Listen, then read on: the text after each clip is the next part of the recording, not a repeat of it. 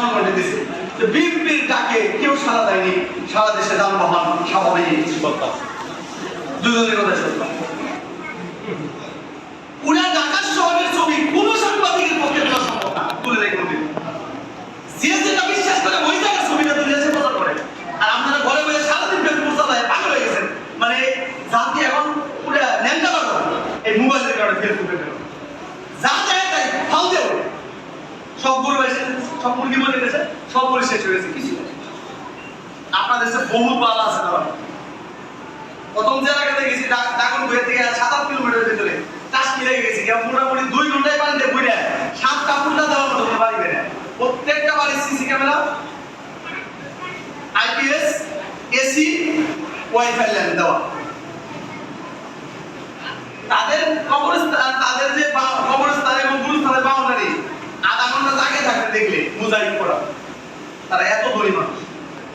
বাংলাদেশের নোয়াখালী, ফেনী সবচেয়ে ধনী জেলা দুটো জেলা, সবচেয়ে ধনী জেলা দুটো জেলা। যাই দেখ নোয়াখালী, ফেনী কি পরিমাণ ধনী লোক। আমি বুঝাই না এই যে বন্যা পরিস্থিতি নিয়ে যে নাটক চলতেছে, এটা কোনো বাস্তবতার সাথে সম্পর্ক। এই ডিসিপুরে মায়ের জমানো 25 লাখ টাকা সারা জীবনে, এটা ওখানে দেওয়া যায় না। উচিত ছিল মাদ্রাসা মসজিদে আবেগে ফালনা দিয়ে টাকা পয়সা জমান। গ্রামে ক্যান্সার কাজ হয়েছে, ঢাকা মেডিকেলে একটা কেমোথেরাপি কিনতে পারে না, তাদের দেখি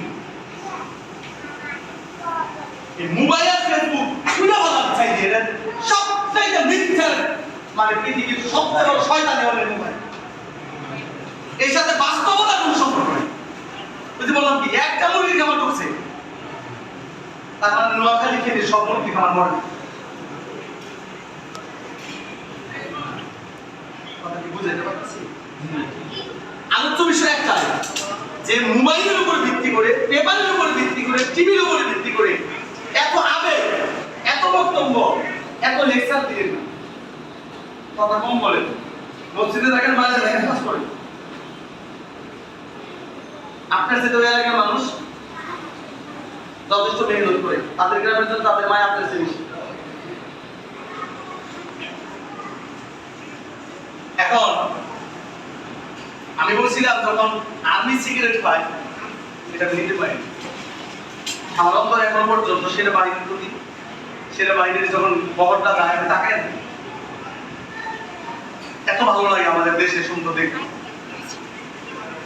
এই কিছুদিন আগে সিলেটের দিকে খবর নিয়ে গেছে, ট্যাঙ্ক বলে গেছে, চোখটা চলে যায়। আর্মি সিগারেট আগে নিতে পারি। অনুরূপ সালাত পড়ে দাঁড়িয়ে আছে, আল্লাহকে মানে, আপনিও মানে শয়তানের মতো রাস্তা রাস্তায় ঘুরতেছেন ছবি দিয়ে, এটা নিতে পারলাম না। আপনি বিএনপি করেন, এটা নিতে পারলাম না। আপনি আওয়ামী লীগ করেন, আমি নিতে পারলাম না।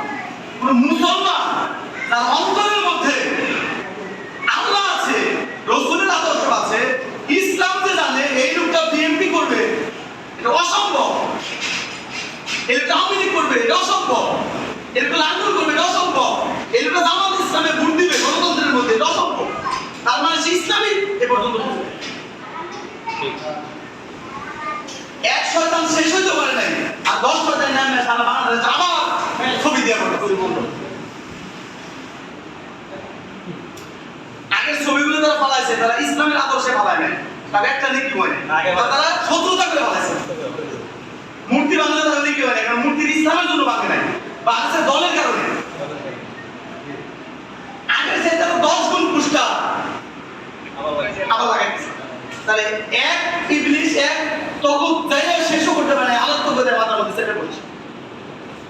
তো আমি ভালোবাসি বিদায় বলতেছি, আল্লাহি আল্লাহর কসম, ইসলাম যেটা, এটা গণতন্ত্র, ধর্মনিরপেক্ষতা, জাতীয়তাবাদ, কমিউনিজম, সেকুলারিজম, ক্যাপিটালিজম, মানব রচিত কাফেরদের দ্বারা রচনা করা যত তন্ত্র মন্ত্র দল মতবাদ আছে,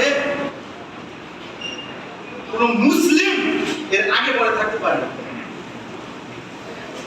কলিজাটা ফেটে যাচ্ছে আমার, যাতে দাঁড়িয়েও না মানুষ সলাৎ করেন, আপনি কি করে একটা দলের পিছনে ছবি চালিয়ে রাখছেন? আগের ছবিটা যেমন হারাম, এখনকার ছবিটা তেমনই হারাম। অবশ্যই আগের দলটা যেরকম কুফরির উপরে ছিল, এখনকার দলটা 100% কুফরির উপরে আছে।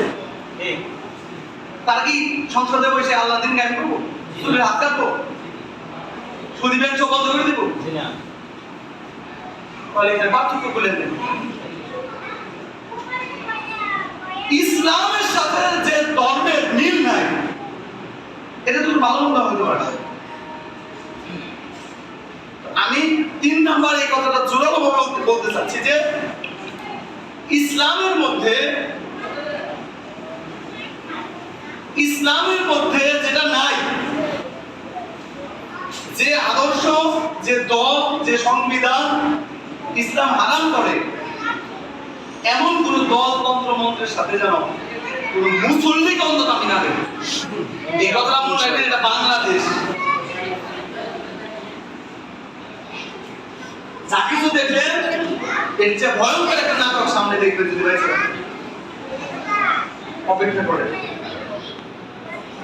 যাদেরকে মারছে উঠছে, এরা কতটা ডেঞ্জারাস বাইসা থাকলে দেখতে পাবেন কি হয় সামনে। আপনি ছবিটা আনলে দুনিয়াতে বিপদে পড়বে। এখন আর দল দিয়ে সামনে যেতে পারবেন না। জরুরি একটা কথা কয়ে গেলাম, বিষয়টা বুঝতে পারলে আমার মনে হয় আপনি বুঝছেন যে নতুন একটা দলে বাধা দিয়ে আমি মনে হয় কিছু দুনিয়া দেবো। আমরা আমাদের উপর বসে আপনার কাছে বুঝলেন নাই? পুরা জাতে তো শুরু হয়েছে, হিন্দু গণতন্ত্র পুরা করে শুরু করছে, পুরা তাই বাংলা ইসলামের কোনো আগুন আসছিল না, আগুনের খেলা শুরু করছেন না, দেখবেন আগুন কিন্তু জলের সামনে। এটা ভবিষ্যৎবাণী করে গেলাম, জরুরি কথা বলে। কোনো দলে যায় না, বিপদে পড়বে। এমনিতেই কুকুরি, আবার বউ বাচ্চা বাড়ে প্রতিমূল্য। দেখবেন কি ঘটে বাংলাদেশে। পুরা বাংলাদেশ পুরা পুরো বাংলাদেশ। বাঁচতে চাইলে মসজিদে থাকেন, বাড়িতে থাকেন, হজ করতে যান, আল্লাহর কাছেই থাকে, আশেপাশে যায় না, জানে বাঁচবে। কথা বুঝে না, নবীর কথা বলে মনে ভালো লাগতো না। জরুরি একটা কথা বলে গেলাম, কোনো পোস্টারে, কোনো দলে, কোনো ব্যানারে যেন কোনো মুসল্লিকে আমি না দেখি। ইনশাআল্লাহ। প্রত্যেকটা এই দল এগুলো কুকুরি, ইসলাম বিরোধী।